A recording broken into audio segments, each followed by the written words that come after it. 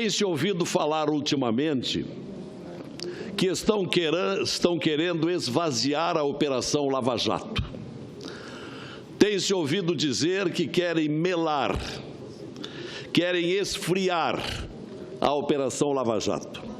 E eu sei que Vossa Excelência, senador Renan, Vossa Excelência tem defendido a continuidade normal desta operação histórica que vem investigando corrupção no Brasil. A Operação Lava Jato, como se sabe, ela aconteceu quase que casualmente.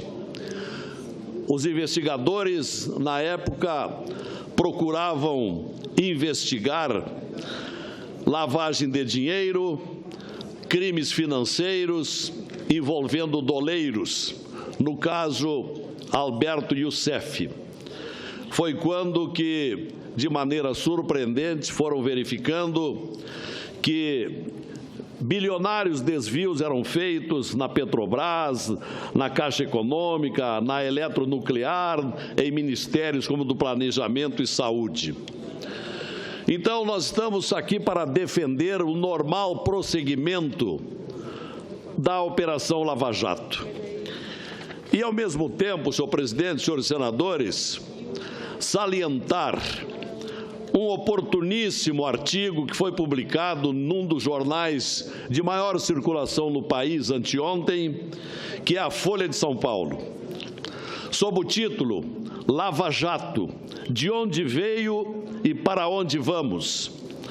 E esse artigo é subscrito, é de autoria de nada mais, nada menos que de dois dos principais procuradores da República que integram a força-tarefa da Lava Jato, respectivamente Deltan Dallagnol e Orlando Martello.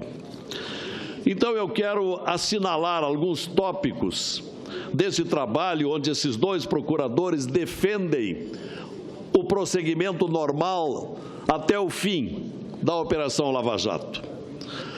Dizem eles, a certa altura do artigo, até o momento, em primeira instância, as investigações levaram a 52 acusações contra 241 pessoas por crimes como corrupção, lavagem e organização criminosa. Dentre elas, 110 foram pessoas condenadas a penas que ultrapassam a 1000 anos de prisão. O ressarcimento soma mais de 3 bilhões e 600 milhões de reais. Antes da Lava Jato, virtualmente, nenhum caso recuperou mais do que 100 milhões de reais. E a regra é não reaver um tostão sequer. No entanto, talvez o maior impacto da Lava Jato tenha sido a responsabilização igualitária dos criminosos, pouco importando o cargo ou bolso. Perseguiu-se a grande corrupção, aquela que deslegitima as instituições e até então eram imunes ao judiciário. A corrupção de que tratamos afeta a eficiência da gestão pública, drena recursos de serviços essenciais, desequilibra o processo democrático e violenta os princípios republicanos.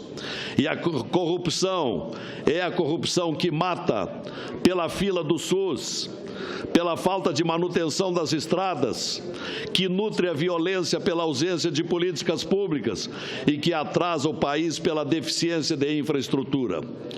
Como o mensalão, a Lava Jato tem se mostrado excepcionalmente diferente em relação à impunidade. É a exceção que confirma a regra. Precisamos reconhecer que o relativo sucesso é fruto de uma multidão de fatores que incluem um trabalho coordenado, inovador e profissional de vários órgãos, o amadurecimento de leis e instituições e muitos lances de sorte. Foi valioso ainda o apoio da sociedade. Dizem ainda os articulistas na Folha, O avanço se deu sobre um tripé formado por colaborações premiadas, cooperações internacionais e a transparência. As delações, sempre ponto de partida, jamais de chegada, permitiram a expansão exponencial da investigação.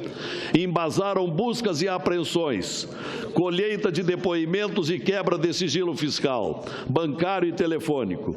As transações bancárias rastreadas somam mais de R$1 trilhão. As cooperações internacionais, mais de 120 intercâmbios com 34 países, permitiram alcançar documentos de contas secretas no exterior usadas há décadas. Mais adiante dizem os dois procuradores da República, na Folha de São Paulo de domingo, anteontem: o acervo probatório produzido é imenso.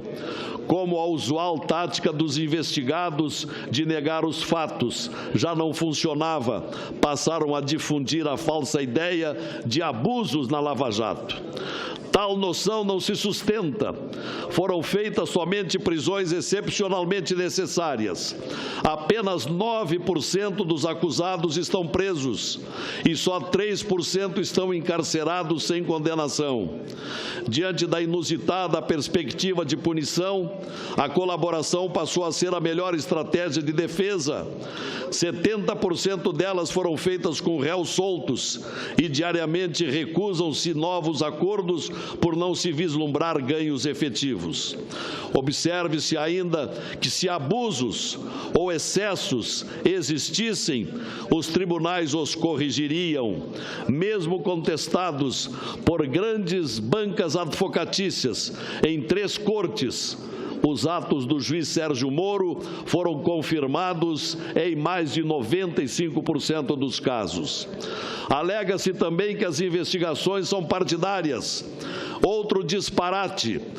Além de as equipes de procuradores, delegados e auditores terem sido formados em grande parte antes de se descobrirem os crimes da Petrobras, trata-se de dezenas de profissionais de perfil técnico sem histórico de vínculo político.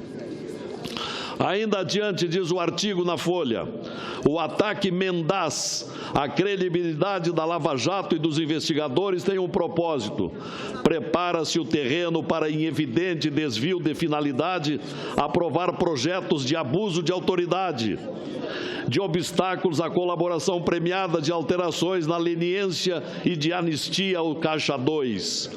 O Brasil, 4ª nação mais corrupta do mundo, segundo o ranking do Fórum Econômico Mundial, está numa encruzilhada.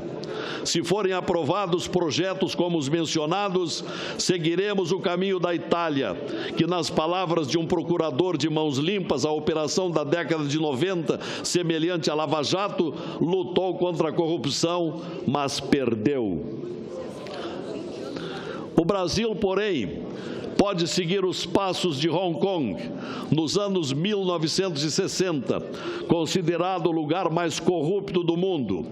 Após um escândalo na década seguinte, realizaram-se reformas e hoje é o 18º país mais honesto no ranking da Transparência Internacional. O Brasil está no 76º lugar. A história do Brasil é também uma história de fracassos na luta contra a corrupção. Casos como os anões do orçamento, Marca-Fonte Sidam, Propinoduto, Banestado, Maluf, Castelo de Areia, Boi Barrica e tantos outros caíram na vala comum da impunidade.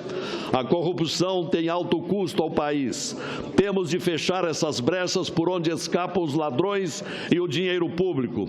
Alterações legislativas como a reforma política e as 10 medidas contra a corrupção sanam problemas estruturais e podem pôr no rumo de Hong Kong o que recomenda seu debate, aperfeiçoamento e aprovação pelo Congresso. É importante ainda incentivar o controle social e o que os cidadãos bem informados repilam os políticos desonestos pelo voto. É impossível reduzir o nível da corrupção a zero, mas estamos no polo oposto. A grande corrupção tem de ser extirpada para surgir um Brasil competitivo, inovador, igualitário, democrático, republicano e, sobretudo, orgulhoso de si. A sociedade tem de reagir.